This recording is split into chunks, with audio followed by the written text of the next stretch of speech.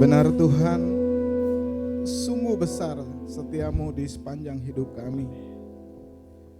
Kalau kami boleh sampai masuk pada hari ini, setelah kami menjalani hari-hari kami yang lalu dengan penuh pergumulan, dengan penuh perjuangan iman, itu semua karena Tuhan yang selalu setia dalam hidup kami. Terima kasih ya Bapa, kiranya Engkau berkenan dan menerima segala puji, sembah dan doa yang sudah kami naikkan kepadamu. Dan saat ini kami mau duduk diam, mendengar Engkau berbicara. Tuhan berkati hamba-Mu saat ini yang penuh dengan kelemahan dan dosa ini, dan juga yang sedang dalam kondisi tubuh yang kurang fit. Tapi kami percaya kalau Roh Kudus bekerja, maka firman Tuhan akan disampaikan. Roh Kudus, bekerjalah Engkau sebebas-bebasnya di ruangan ini, tetapi di ruang hati setiap kami, terutama juga jemaat Tuhan yang sudah rindu untuk mendengarkan suara Tuhan. Terima kasih ya Bapa, terpujilah nama Tuhan selama-lamanya. Haleluya, amin. Shalom, silakan duduk. Sekali lagi boleh kita beri apresiasi untuk anak-anak kita, anak-anak muda yang dipakai Tuhan luar biasa. Bapak Ibu Saudara, sedikit kesaksian, curcol sih tepatnya ya. Jadi mohon doakan, saya hari Selasa itu harus mempertahankan tesis saya ya, di dalam sidang Selasa jam 17.30. Dan entah karena itu atau karena saya salah makan, jadi pada hari Kamis subuh kemarin saya mengalami diare berat gitu ya. Rabu malamnya saya tidur udah nggak tenang. Ya, saya tidur udah nggak tenang, terus jam 4 pagi saya bangun langsung ambyar gitu ya. Dan mungkin hari itu ada 10 kali gitu ya. Dan saya pikir ya udah saya berdoa aja gitu ya. Saya nggak ke dokter, ya udah mereda, tahu-taunya hari Jumatnya masih lagi gitu. Udah berhenti, hari Sabtu kemarin masih lagi. Sudah berhenti, terus tadi pagi saya pikir udah mulai reda, ternyata masih 2 kali lagi. Saya cuma minum obat Cina aja gitu ya, sebisa mungkin saya nggak usah ke dokter dulu. Tapi ya makanya persiapannya ini dan penyampaiannya mohon maaf kalau agak-agak kurang sempurna gitu ya. Tapi saya percaya kalaupun saya menyampaikannya kurang baik, tapi kan Roh Kudus yang bekerja, amin. Mari saudara-saudaraku kita buka firman Tuhan dari 2 Raja-Raja 1. 2 Raja-Raja 1. Ini AC-nya lumayan dingin. Oke, 2 Raja-Raja 1.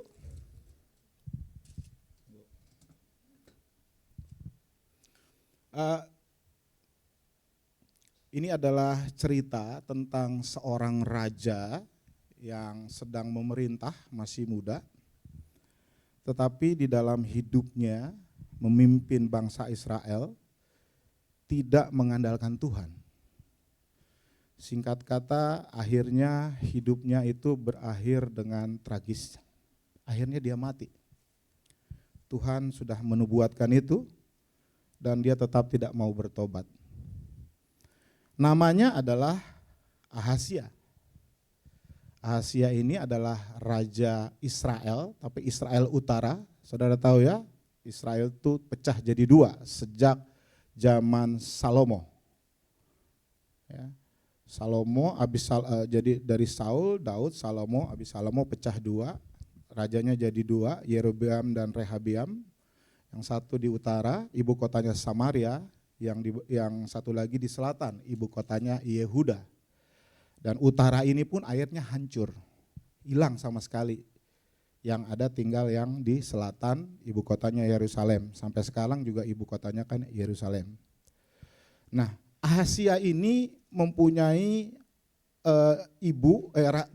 bapaknya kan raja juga, namanya Ahab. Sebentar, ini anginnya angin puyuh, jadi Alkitab saya kebuka terus. Ya, jadi Ahab ini adalah, kalau kita baca di dalam satu raja-raja sebelumnya, dia adalah orang yang jahat di mata Tuhan sebagai pemimpin Israel. Bahkan dia mengawini perempuan Kanaan yang jahat, namanya Isabel. Ya. Nah, sebenarnya Tuhan udah kasih peringatan ke Ahab. Ya, 2 kali peringatan ke Ahab, yaitu ketika dia hanya mau menyembah dewa istrinya Isabel, yaitu Ahab. Lalu Nabi Elia bilang, ayo diadu aja. Ya. Karena ketidaktaatan dari bangsa Israel, jadi dia raja, otomatis seluruh bangsa Israel diajak untuk menyembah Baal. Tuhan marah, akhirnya Tuhan ngasih kemarau selama 3,5 tahun. Dan akhirnya melalui Nabi Elia, Tuhan memperingatkan kepada bangsa Israel. Makanya kamu mau percaya sama Tuhan, pencipta dan penguasa langit dan bumi, atau dewa-dewanya orang Kanaan? Tapi Ahab tetap keras kepala, ya kan? Sama istrinya akhirnya diadu tuh, ada 450 nabinya Baal dengan Elia. Singkat cerita di situ akhirnya Tuhan menang dan nabi Baalnya yang 450 itu dibunuh. Itu pengalaman bapaknya Ahasia. Tapi walaupun Tuhan sudah membuktikan kuasanya kepada Ahab, Ahab tetap nggak mau bertobat. Dia tetap percaya kepada dewa Baal sampai akhirnya dia mati secara mengenaskan. Kalau saudara baca, bayangkan dia berperang melawan Moab ya kalau nggak salah, bersama dengan kerajaan rajanya Raja Selatan yang namanya Yosafat. Ya, dia udah menyamar tidak sebagai raja karena dia mau jadi sasaran. Itu pasukan musuh hanya menembakkan panah ke udara aja, teng. Karena dia nggak tahu yang namanya Ahab raja Israel yang mana. Tiba-tiba kena loh si Raja Ahab di selak-selaknya dan akhirnya dia mati. Kenapa? Karena itu sudah dinubuatkan sama Tuhan, kalau engkau tidak taat maka ya matimu itu mengenaskan. Sebenarnya dari semua peristiwa di keluarganya Ahasia ini harusnya dia tahu dong yang lebih berkuasa siapa, betul ya? Yaitu Allah Israel, tapi dia nggak mau juga bertobat. Ya, jadi ini settingnya seperti itu saudara-saudaraku. Paling pelajaran yang bisa kita ambil kepada para orang tua, calon orang tua, hati-hati dalam mendidik anak. Ya, ketika engkau salah mendidik anak, maka sampai akhir hidupnya besar kemungkinan dia tidak akan bertobat dan akhirnya matinya itu mengenaskan. Ya, jadi hati-hati. Karena memang sejak pertama kali Musa sudah mengajarkan bangsa Israel, ketika dia baru bebas dari Mesir, dia bilang, ajarin anakmu yang benar. Di dalam Ulangan 6 ayat 6-7. Dan ngajarinnya bukan di kelas seperti ini, bukan. Ngajarin pada waktu kamu makan, pada waktu kamu minum, waktu kamu jalan-jalan. Saudara baca nanti Ulangan 6 ayat 6-7. Berarti dalam kehidupan sehari-hari. Karena anak itu kan meniru apa yang dilakukan orang tuanya. Ketika orang tuanya memarahi pembantunya dengan gila-gilaan, anaknya itu kan mengcapture, betul ya? Mengcopy. Dan itulah yang terbentuk. Jadi hati-hati saudara-saudaraku. Ahasia ini adalah korban dari pendidikan yang tidak benar dari orang tuanya yang namanya Ahab dan Isabel. Nah saudara-saudaraku, 2 Raja-Raja 1, ayatnya enggak terlalu panjang, ayat 1-18, tapi saya ingin membaca sebagian-sebagian lalu kita mengeksposisinya aja ya, biar enggak terlalu panjang bacanya. Ya, dari situ nanti saya coba kasih pelajaran-pelajaran apa dari bagian-bagian ayat.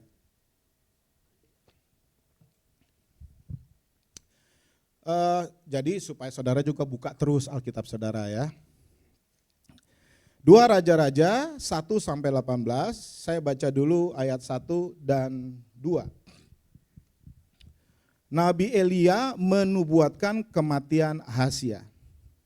Sesudah kematian Ahab, Moab memberontak terhadap Israel. Pada satu hari Ahazia jatuh dari terali di kamar atas miliknya yang ada di Samaria sehingga jatuh sakit.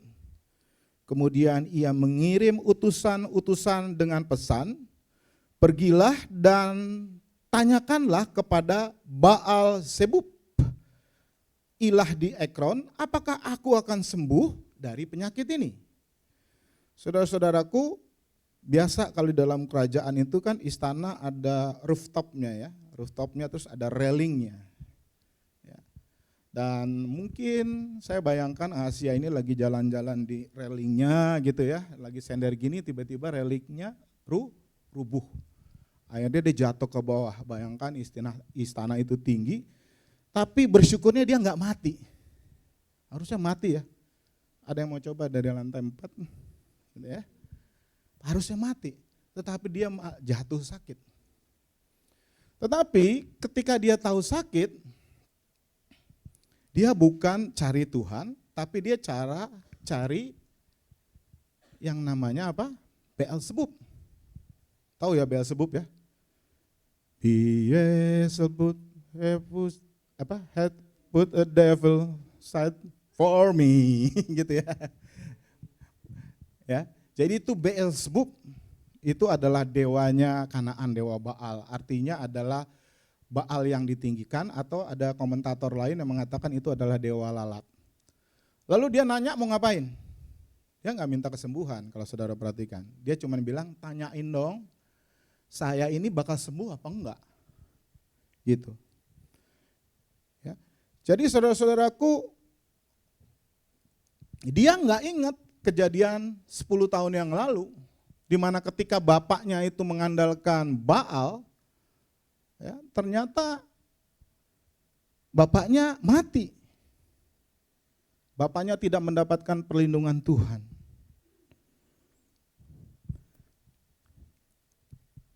Nah, saudara-saudaraku, pertanyaannya buat kita adalah, kadang persoalan itu datang dalam hidup kita dan datangnya tiba-tiba.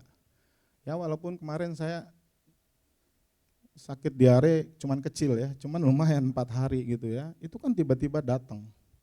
Sementara saya harus mempersiapkan khotbah, saya harus merevisi tesis, dan saya harus buat PPT tesis saya. Stres nggak saya? Tambah stres lagi gitu ya. Tetapi Bapak Ibu Saudara juga mungkin menerima sesuatu yang tiba-tiba mengagetkan dan mengecewakan. Kemarin saya baru terima tiba-tiba ada salah satu janda dari pendeta GRI di GRI BSD. Waktu Sabtu kemarin kita ketemu masih. Kita ngobrol, beliau sehat walafiat karena ulang tahun GRI BSD.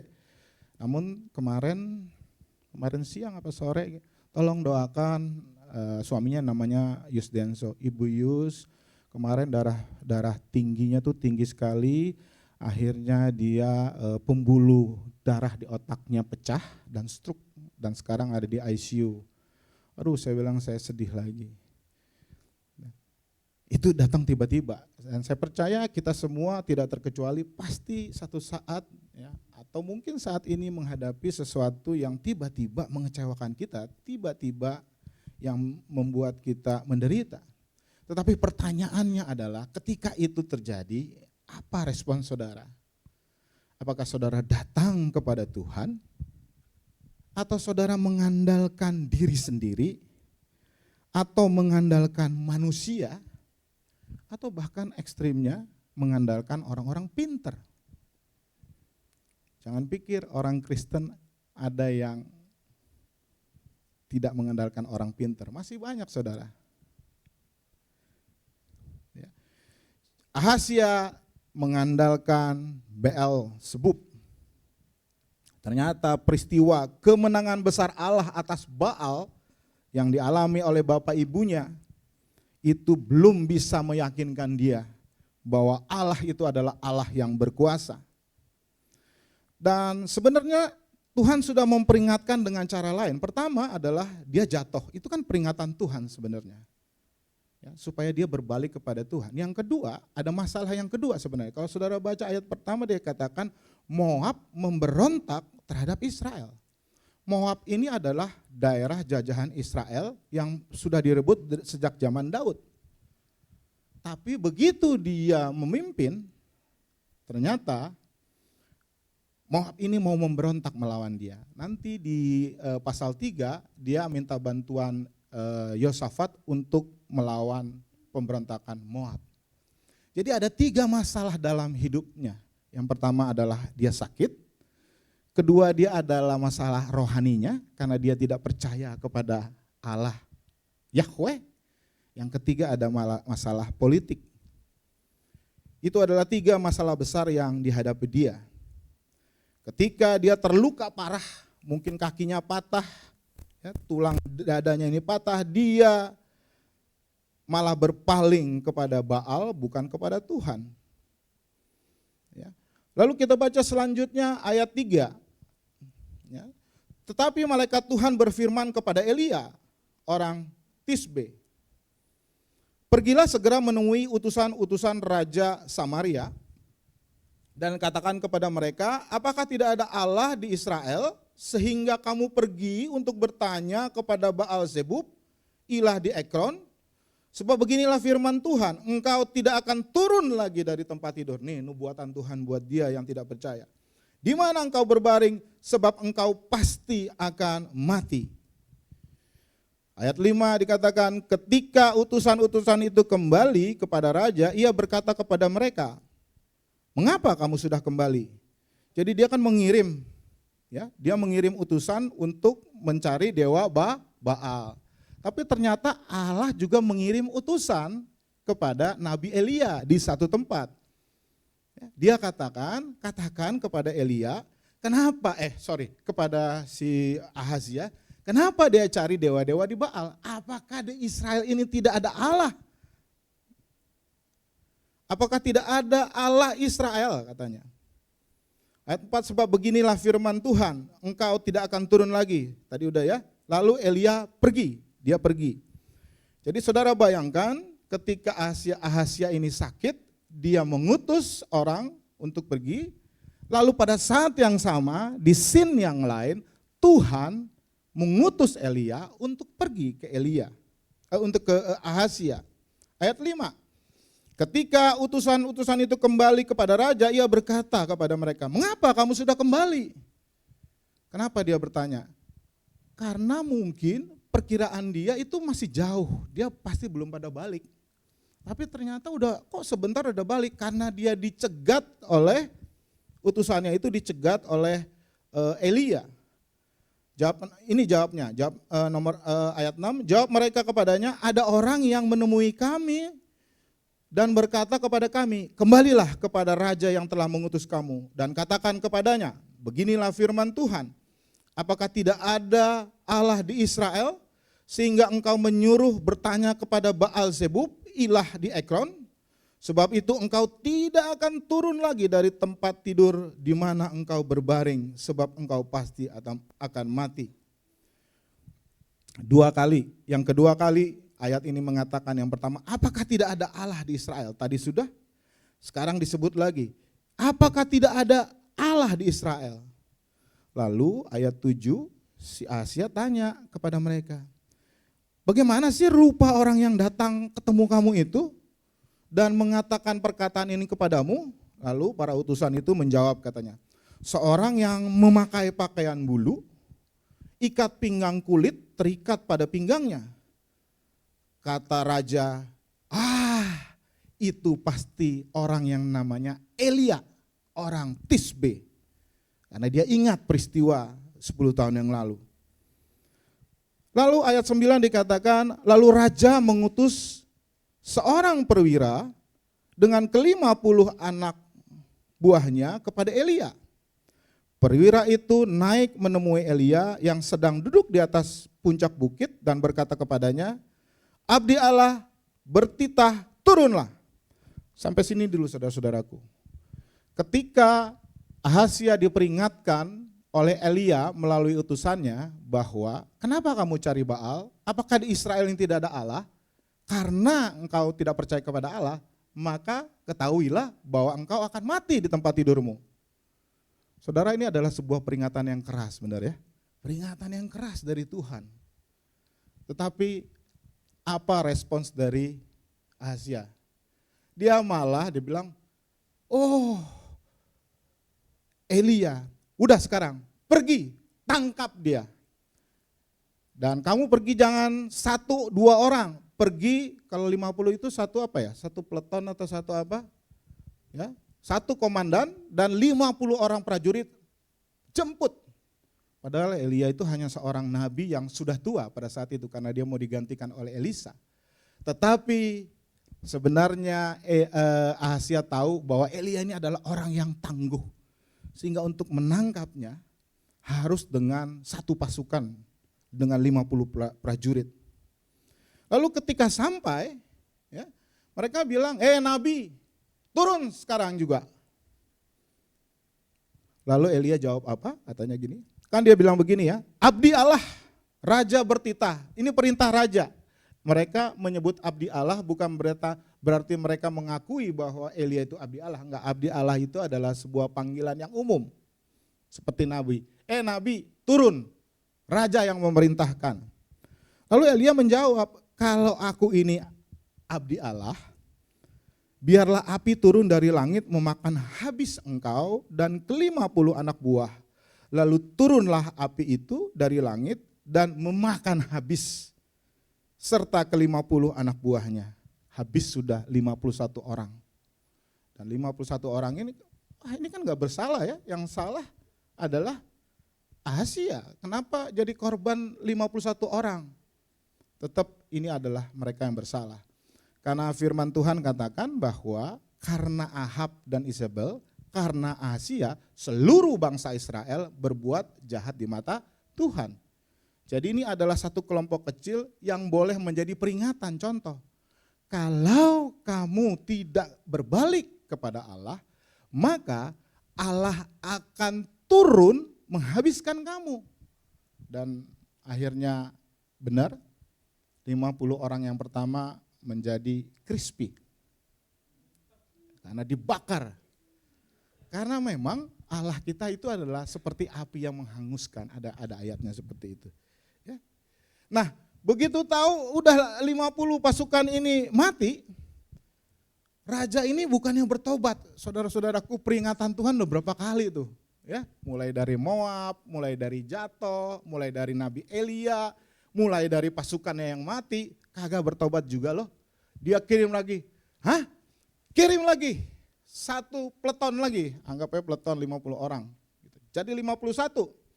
Kemudian dia mengutus lagi kepadanya seorang perwira lain dengan ke-50 anak buahnya dan katanya kepada Elia, abdi Allah beginilah titah raja. Wah, tetap dia perintah. Nabi, dikatakan apa? Turunlah segera. Wah, berarti lebih keras nih. Kalau yang tadi pertama kata-katanya cuman turunlah, betul ya? Di ayat 9. Sekarang dia bilang turun segera, buruan. Gitu, dengan ancaman. Tapi Elia dengan santai menjawab yang sama. Kalau menurut kalian saya ini nabi atau abdi Allah, ayat 12, biarlah api turun dari langit dan memakan habis engkau serta ke-50 anak buahmu. Lalu turunlah api Allah dari langit dan memakan habis dia serta ke-50 anak buahnya. Jadi crispy lagi. Masih belum bertobat si Ahazia ini. Dia kirim lagi 50 yang ketiga. Ya, ayat 13 dikatakan, kemudian raja mengutus lagi perwira yang ketiga dengan ke-50 anak buahnya. Perwira yang ketiga itu naik dan sesudah sampai ia berlutut kepada Elia serta memohon belas kasihan kepadanya. Katanya, ya abdi Allah, kiranya nyawaku dan nyawa ke-50 hamba-hambamu ini berharga di matamu. Bukankah api udah turun dari langit menghabiskan kedua perwira dan 100 orang? Ya. Tetapi sekarang biarlah nyawaku berharga di matamu. Lalu malaikat Tuhan kasih tahu ya kepada Elia, dikatakan, sudah ampunilah dia, turunlah bersama dia, jangan takut kepadanya. Kenapa dibilang jangan takut? Elia ini kan sebenarnya lagi bersembunyi. Kenapa? Karena ketika akhirnya Nabi 450 yang nggak bisa terbukti oleh bapaknya Asia itu dibunuh semua, Isabel istrinya itu marah. Dia bilang, pokoknya Elia itu harus dibunuh. Akhirnya Elia ketakutan, dia pergi sejauh-jauhnya dari Samaria, ibu kota, dan dia menyendiri. Jadi dia takut. Tetapi sekarang ketika Tuhan mengutus, dia udah gak takut lagi. Kenapa? Karena dia percaya yang mengutus dia adalah raja di atas segala raja. Kalau dia sudah berfirman, maka itu harus dilakukan, harus dia lakukan, dan dia pasti akan dilindungi. Dan yang menarik Bapak Ibu Saudara sekalian adalah orang yang perwira yang ketiga. Dia punya otak, punya hati dan berpikir. 2 teman saya beserta pasukannya udah mati semua. Masakan saya ini akan mati konyol lagi? Maka dia akhirnya mohon belas kasihan Tuhan melalui Elia. Dan perwira ini akhirnya mendapat belas kasihan Tuhan dan terhindar dari api. Saudara-saudaraku, perwira yang ketiga ini adalah orang yang tahu akan kebesaran dan kuasa Allah Israel. Berbeda dengan 2 perwira sebelumnya, bahkan berbeda dengan bosnya yang nama Ahazia. Lalu dia minta pengampunan dan akhirnya dia diselamatkan. Saudara-saudaraku, ini adalah 2 sikap yang menjadi pilihan kita. Kita mau percaya dengan kuasa Allah. Dengan demikian, kalaupun kita berdosa dan bersalah, kita akan mendapatkan belas kasihan Tuhan. Atau kita tetap mengandalkan kekuatan lain selain dari kuasa Allah. Dan Ahazia adalah seorang yang sombong. Dia rela mengorbankan 2 orang perwiranya dan 100 prajuritnya. Padahal usaha itu adalah usaha yang sia-sia, yang tidak bisa mencegah kematiannya sendiri. Seandainya saja dia mengambil sikap seperti perwira yang ketiga, saya percaya Tuhan pasti berbelas kasihan bagi dia. Mungkin pemerintahannya enggak cuma 2 tahun, ini kan dia cuma 2 tahun, habis itu dia mati, tapi dia enggak punya anak yang gantiin adiknya yang namanya Yoram. Dan akhirnya saudara-saudaraku tadi dikatakan bahwa malaikat kemudian memberitahu Elia untuk pergi bersama, enggak usah takut katanya ya, kasih tahu kebenaran. Tadi kita sampai ayat 16, Elia berkata kepada raja, begitu sampai mungkin di ruang ICU, ya, ICU zaman dulu atau di ruangan, kemudian Elia berkata, beginilah firman Tuhan, oleh karena engkau telah mengirim utusan untuk meminta petunjuk, lihat ya, meminta petunjuk, bukan meminta kesembuhan, di sini apa tulisannya? Meminta petunjuk, ya, kepada Baal Zebub, Allah di Ekron, seolah-olah tidak ada Allah di Israel untuk dimintai petunjuk. Kalimat yang diulang ketiga kalinya. Sebab itu engkau tidak akan bangun lagi dari tempat tidur di mana engkau berbaring, sebab engkau pasti akan mati. Diingatin lagi untuk yang ketiga kalinya. Bahkan peringatan Tuhan lebih dari 3 kali ya. Apakah dia bertobat? Enggak. Dia tetap ponggah dan sombong. Itu sebabnya ayat 17 dikatakan, kemudian matilah raja sesuai dengan firman Tuhan yang disampaikan kepada Elia. Lalu Yoram menjadi raja menggantikan dia tahun kedua pemerintahan Yoram bin Yosafat dari Raja Yehuda. Sebab Ahazia tidak mempunyai anak laki-laki. Selebihnya dari riwayat Ahazia, apa yang dilakukannya, bukankah semuanya itu tertulis dalam kitab kerajaan Raja Israel? Saudara jangan bingung, adiknya namanya Yoram, tetapi pada saat itu juga raja di raja di selatan itu pengganti Yosafat namanya Yoram juga. Jadi pada satu masa memang ada dua raja ya di Yerusalem dan Samaria yang namanya sama. Nah, saudara-saudaraku, apa yang bisa kita pelajari? Yang pertama tentu dengan tema kita. Ya, bahwa kita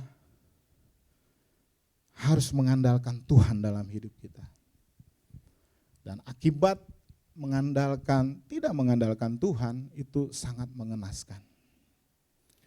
Saudaraku, ketika dengar cerita api ini, saya teringat pada satu saat Tuhan Yesus pernah jalan-jalan sama muridnya ke Samaria. Ya, Samaria, kotanya sama dengan Samaria yang sekarang nih, tapi kira-kira 900 tahun kemudian, ya, itu dia jalan-jalan sama muridnya, lalu orang Samaria kan menolak dia. Nah, terus muridnya bilang begini, di mana tuh ayatnya ya? Ada. Muridnya kan bilang ke Tuhan Yesus, dia bilang, gimana kalau kita turunkan saja api dari surga supaya menghabisi orang-orang Samaria ini? Sebenarnya muridnya nggak sembarang ngomong, karena itu peristiwa yang terjadi kan di sini ya. Bahwa Tuhan itu turun di dalam api yang menghanguskan, lalu menghabisi orang-orang yang tidak percaya kepada Dia. Tetapi Tuhan Yesus bilang enggak. Gitu. Tuhan tidak mengirimkan api lagi sekarang, tetapi Dia mengirimkan anaknya yang tunggal, Tuhan Yesus Kristus. Supaya setiap orang yang tidak percaya kepada Tuhan, tetapi mau bertobat dan percaya kepada Tuhan, maka mereka akan diselamatkan sama seperti perwira yang ketiga. Amin. Begitupun ketika Tuhan disalib, prajurit ada yang meledek juga. Dia bilang, coba panggil Elia supaya dia turun selamatkan kamu. Itu kan sama merefer kepada cerita ini. Ya, bahwa Allah turun dengan api. Dengan perkataan prajurit juga mengatakan, coba ulangin lagi peristiwa dulu, biar Elia turun mengangkat kamu. Tapi Tuhan Yesus diam juga. Itu kenapa? Kalau Elia turun menyelamatkan Yesus, tidak ada orang termasuk kita di ruang ini yang akan selamat. Amin. So, saudara-saudaraku, sebagai penutup beberapa hal yang bisa kita pegang. Yang pertama adalah Tuhan selalu memperingatkan kita. Amin. Ahazia berkali-kali diperingatkan ketika dia berdosa dan dosanya itu sangat parah karena dia tidak percaya kepada Allah. Pertanyaannya adalah apakah kita peka akan peringatan Tuhan? Yang kedua, kalau saya jadi Tuhan, ngapain saya capek-capek mengutus Elia? Betul? Orang udah nggak percaya sama Tuhan sejak dari bapak ibunya. Terus terbukti lagi dia malah bukan nyari saya. Biarin aja. Tapi Tuhan tidak. Betul? Yang kedua adalah bahwa Tuhan selalu mencari kita. Dia memperingatkan kita. Tapi dia selalu mencari kita umat yang berdosa untuk datang kepadanya dengan berbagai cara. Di sini Tuhan mengutus Elia.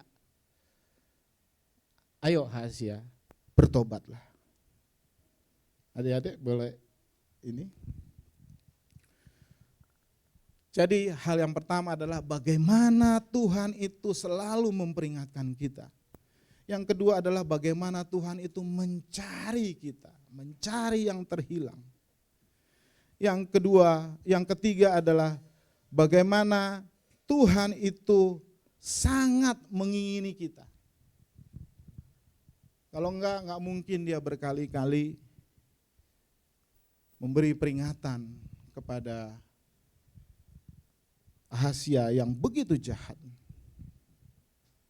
Dan yang terakhir, betapa Tuhan itu mau menyelamatkan kita. Saudara-saudaraku, benar Tuhan sekarang tidak mengiringkan api lagi untuk orang-orang yang berdosa. Amin. Tapi bukan berarti itu tidak akan terjadi. Itu hanya ditunda sementara, betul? Karena nanti pada saat Tuhan Yesus datang yang kedua kalinya dikirim oleh Allah Bapa, maka dia akan datang dengan api yang menyala-nyala dan akan menghanguskan orang yang tidak mau percaya kepada Allah. Amin. Biarlah firman Tuhan hari ini boleh memperingatkan kita. Ketika masalah dalam hidup kita, kita baiknya merenung. Apakah ini sebuah peringatan dari Tuhan? Dan bagaimana respons kita terhadap masalah yang sekonyong-konyong. Aduh, udah lama gak dengar istilah itu. Datang dalam kehidupan kita. Amin. Silakan saudara bersaat teduh sejenak dan merenungkan firman Tuhan ini.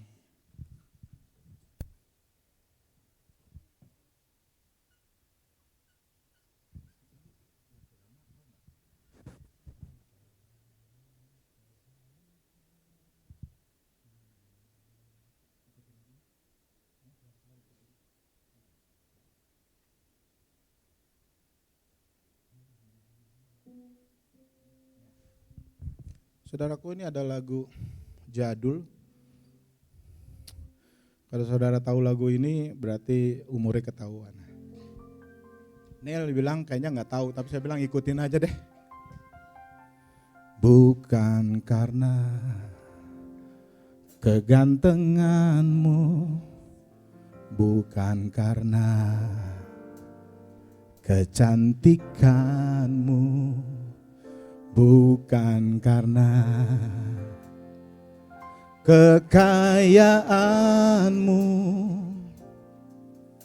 kau dipilih, kau dipanggilnya, bukan karena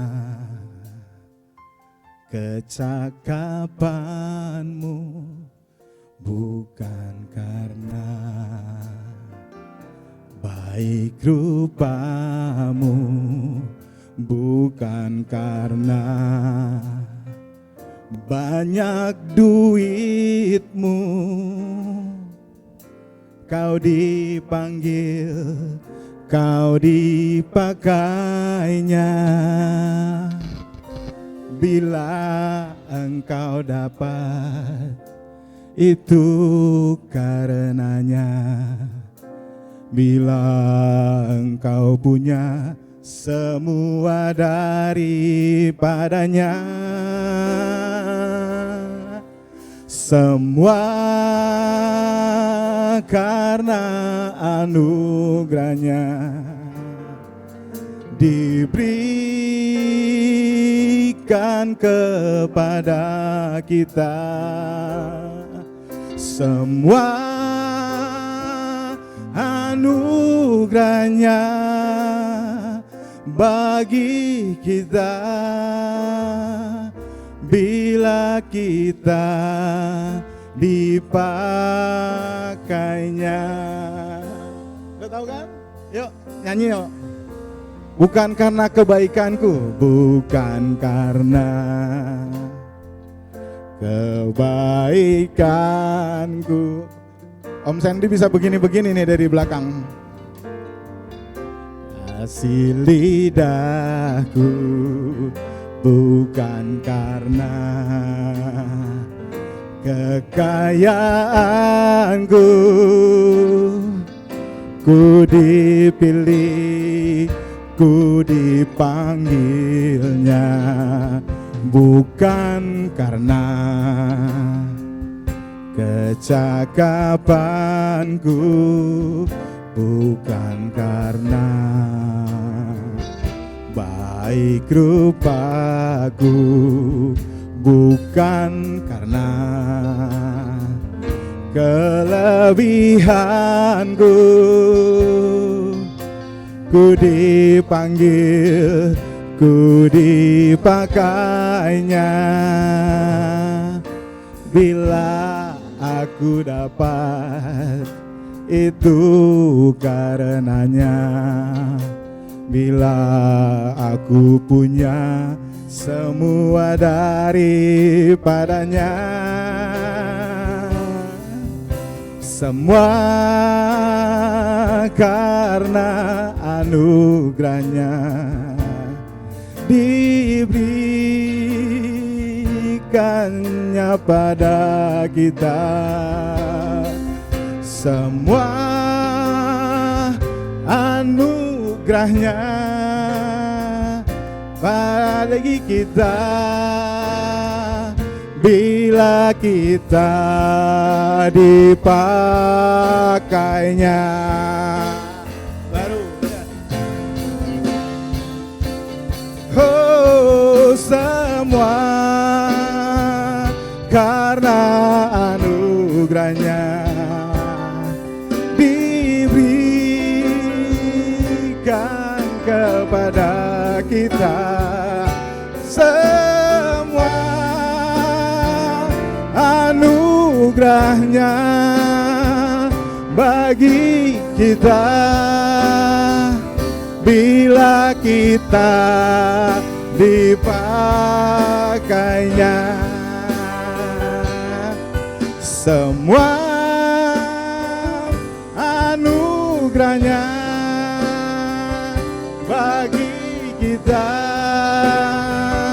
bila kita dipakainya. Mari kita berdoa.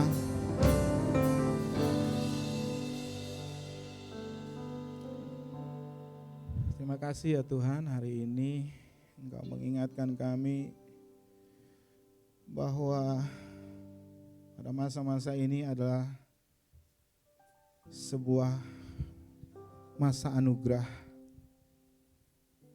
di mana Engkau terus memperingatkan kami untuk selalu mengandalkan Tuhan dengan berbagai macam cara. Di mana Engkau terus mencari kami dan mau memenangkan kami dan menyelamatkan kami. Bapak, di sekitar luar sana masih ada saudara-saudara kami, sahabat kami, bahkan sanak saudara kami yang juga sedang dicari oleh Tuhan. Maka utuslah kami sebagaimana Engkau mengutus Nabi Elia ya Tuhan, untuk selalu memperingatkan mereka, menceritakan tentang kasih Tuhan yang begitu besar, yang rindu untuk mereka pun percaya kepada Engkau. Oleh karenanya Roh Kudus beri kekuatan,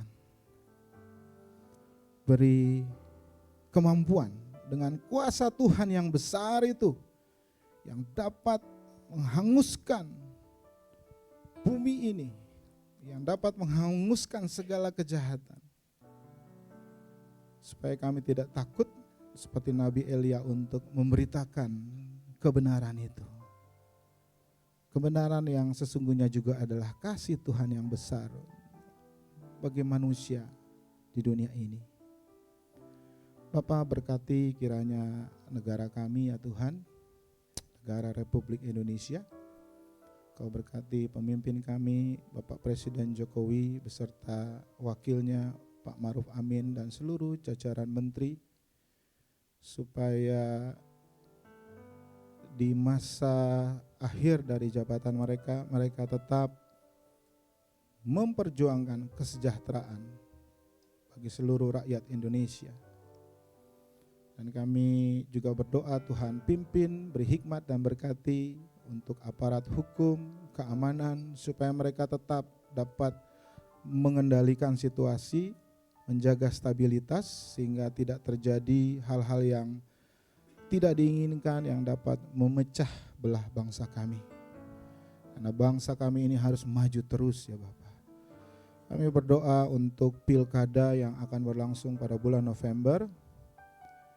Para pemimpin alternatif pemimpin sudah terpilih.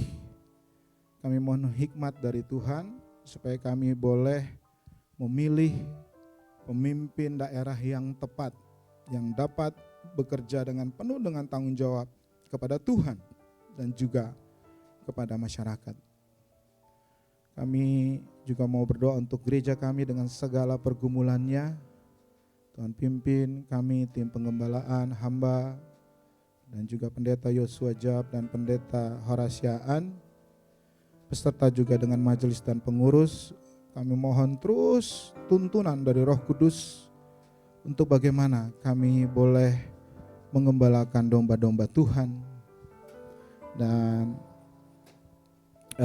mengadakan pelayanan-pelayanan yang memang benar sungguh-sungguh yang Tuhan inginkan. Bapak, kami juga membutuhkan segala sesuatu untuk kelangsungan operasional dari gereja ini, baik dana, dan kami juga mengucap syukur, terima kasih karena Tuhan sudah menjawab doa kami. Kami boleh segera mempunyai sebuah lift pada bulan Januari nanti. Terima kasih Tuhan. Tuhan berkati yang sudah memberkati gereja ini. Terima kasih ya Bapak. Biarlah lift ini nanti ketika digunakan boleh membawa banyak orang untuk datang ke tempat ini bersama-sama menyembah Tuhan. Bapak, terima kasih untuk petugas penata layanan hari ini, terlebih-lebih untuk anak-anak kami yang sungguh membuat kami amazed dan luar biasa dengan segala talenta yang sudah Engkau berikan bagi mereka. Sebagai pemusik, sebagai pelayan Tuhan, sebagai pemuji. Terima kasih ya Tuhan, mereka boleh mau mendedikasikannya untuk kemuliaan nama Tuhan. Dan biarlah kiranya Tuhan yang memberkati mereka di dalam studi mereka, supaya studi mereka pun boleh berhasil. Bahkan sebagian sudah ada yang bisa mencari pekerjaan sendiri.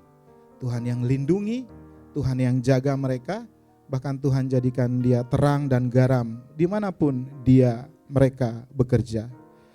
Terima kasih ya Bapak, kami juga terus mau menyerahkan dan mau mengandalkan Tuhan untuk saudara-saudara kami yang masih membutuhkan pekerjaan, dan biarlah mereka juga terus dengan tidak jemu-jemunya mengandalkan Tuhan.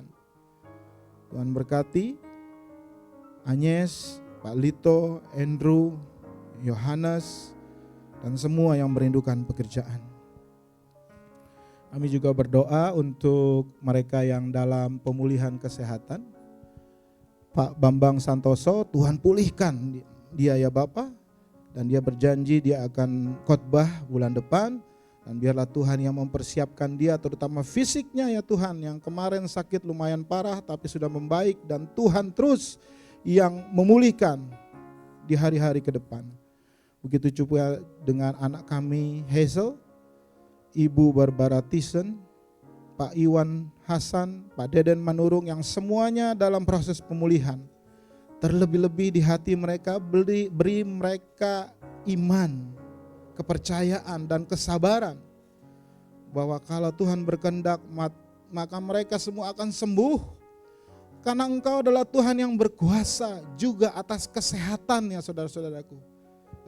Tuhan, bagaimana Ahab tidak mau berpaling kepada Tuhan di dalam sakit mereka. Tetapi ketika mereka mau bertobat, maka mereka akan sembuh. Kami imani itu. Oleh karenanya sembuhkan saudara-saudara kami yang sedang sakit ya Bapak. Kami juga berdoa untuk mereka yang berulang tahun. Yang pertama Pak Yosua Jab dan Ibu Teli Magido. Tuhan berikan kesehatan bagi kedua hamba-Mu ini ya Tuhan, supaya mereka boleh terus melakukan bagian yang sudah Tuhan berikan bagi mereka dengan baik. Berkati juga anak mereka, Winnie ya Bapa, supaya anak ini pun boleh bertumbuh menjadi anak yang takut akan Tuhan. Begitu juga dengan Putri Kuncoro ya Bapa, Tuhan beri dia kekuatan, kesehatan ya Bapa, ya Bapa, di dalam tubuhnya, tetapi juga Tuhan kuatkan rohnya, imannya, supaya boleh semakin mencintai Tuhan. Dan dia juga boleh terus memuliakan Tuhan bersama-sama dengan Fani suaminya. Berkati juga kiranya Ibu Jane yang berulang tahun ya Bapak, Tuhan beri kesehatan, Tuhan beri hikmat dia Bapak sebagai seorang istri dan juga anak, kedua anaknya Ruga dan Gia. Tuhan berikan kesehatan kepada Ibu Jane, Tuhan beri hikmat, bahkan Tuhan pakai dia ya Tuhan dengan segala talenta yang sudah Tuhan berikan untuk memuliakan Tuhan, untuk memberitakan kabar baik dari Tuhan. Berkati juga Pak Irwan ya Bapak di dalam pekerjaannya, ketika dia pergi ke banyak kota, Tuhan lindungi dia, Tuhan pimpin dia dengan Roh Kudus. Begitu juga kedua anaknya ya Bapak, Ruga ya Tuhan. Tuhan berkati, kami percaya ini adalah anak yang istimewa yang Tuhan berikan buat keluarga ini ya Bapak. Dan tanpa anak-anak yang istimewa ini, maka dunia ini berasa flat-flat aja. Oleh karenanya kami percaya kalau Tuhan sudah memberikan anak yang istimewa ini, maka Tuhan terus akan berkarya dan memberkati Ruga ya Tuhan. Masa depannya pasti Tuhan sudah berikan ya Bapak. Bahkan dia boleh menjadi berkat bagi banyak orang. Begitu juga dengan Gia ya Bapak, Tuhan berkati di dalam sekolahnya dan dalam dia juga bersama dengan abangnya. Terima kasih ya Bapak juga untuk semua jemaat Tuhan yang sudah hadir di sini. Hamba tidak tahu apa yang menjadi pergumulan mereka. Biarlah Tuhan mendengar doa mereka. Tuhan menjawab doa mereka, mengabulkan doa mereka pada waktu Tuhan. Terima kasih ya Bapak, inilah doa kami yang kami naikkan. Yang kami naikkan hanya berdasarkan satu nama, Juru Selamat kami Yesus Kristus, yang sudah mengajarkan kami doa yang indah yang akan kami naikkan secara bersama-sama. Bapa kami yang di surga, dikuduskanlah namamu. Datanglah kerajaanmu, jadilah kehendak-mu seperti di surga. Berikanlah kami pada hari ini makanan kami yang secukupnya, dan ampunilah kami akan kesalahan kami seperti kami juga mengampuni orang yang bersalah kepada kami. Dan janganlah bawa kami ke dalam cobaan, tapi lepaskanlah kami daripada yang jahat. Karena Engkaulah yang punya kerajaan dan kuasa dan kemuliaan sampai selama-lamanya. Amin.